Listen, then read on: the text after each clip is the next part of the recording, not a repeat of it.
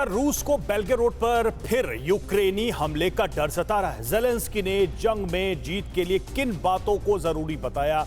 Global tension से जुड़ी खबरों के लिए देखिए वर्ल्ड वॉर टॉप नाउ। रूस को अपनी सीमा के भीतर भी हमले का डर सता रहा है। रूस ने बेलागोरोड में यूक्रेनी हमले की आशंका में एयर डिफेंस सिस्टम को एक्टिव कर दिया है। यूक्रेनी बॉर्डर से 20 मील दूर बेलागोरोड में इसी महीने यूक्रेन ने कई हमले किए हैं, जिसमें कई आम लोग मारे भी गए। यूक्रेनी राष्ट्रपति जेलेंस्की ने कहा कि इस साल यूक्रेन इस जंग को जीत सकता है। उन्होंने कहा, जीत के लिए जरूरी है कि पूरा यूक्रेन एकजुट रहे और सहयोगी देशों से यूक्रेन को रूस के खिलाफ जंग के लिए हथियारों की सप्लाई बिना रुकावट जारी रहे।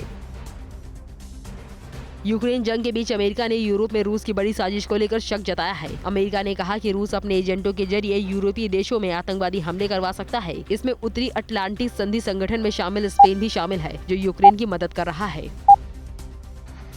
ये जनाब फूल की खेती करके 1 एकड़ में 1 साल के 30 लाख तक कमा रहे हैं।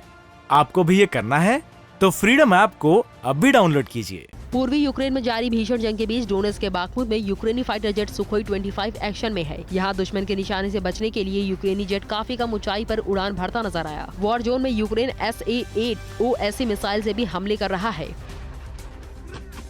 वॉर जोन में यूक्रेनी फौज के रूसी ठिकानों पर होवित्जर तोपों से हमले का वीडियो सामने आया है। इन हमलों में रूसी ठिकानों को तबाह करने का दावा किया गया है। यूक्रेन ने रूसी फौज पर MT-12 100 mm anti tank gun से हमले किए हैं। फायर करने के बाद यूक्रेनी फौज खुशी जाहिर करते नजर आए। जेलेंस्की की लगातार हथियारों की मांग के बीच फ्रांस के राष्ट्रपति मैक्रो ने यूक्रेन को लेक्लर्क टैंकों की सप्लाई से फिलहाल इनकार नहीं किया है। मैक्रो ने कहा कि उनकी चिंता सिर्फ इतनी है कि इससे हालात और नहीं बिगड़ने चाहिए। इस पर फ्रांस जर्मनी से भी राय लेगा। जंग में बने सबसे बड़े बैटलफील्ड पूर्वी यूक्रेन के इलाके में रूस यूक्रेनी फौजों के ठिकानों पर लगातार मिसाइलों से हमला कर रहा है। वॉर जोन में यूक्रेनी फौज भी पोलैंड और पश्चिमी देशों से मिलकर हथियारों के दम पर रूस को जवाब दे रही है। इसी बीच आज EU यूक्रेन को मिलिट्री मदद बढ़ाने पर चर्चा करेगा। यूक्रेन जंग की वजह से यूरोपीय देशों में गैस की किल्लत को दूर करने के लिए फ्रांस और जर्मनी ने साझा गैस खरीदने के लिए नया तंत्र विकसित करने पर सहमत हुए हैं। फ्रांस के दौरे में जर्मन चांसलर ओलाफ सोल्ज और फ्रांस के राष्ट्रपति इमैनुअल मैक्रो के बीच इसको लेकर सहमति बनी है।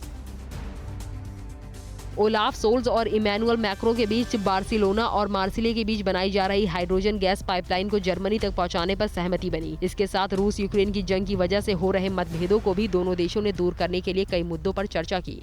ये जनाब फूल की खेती करके 1 एकड़ में 1 साल के 30 लाख तक कमा रहे हैं। आपको भी ये करना है तो फ्रीडम ऐप को अब भी डाउनलोड कीजिए।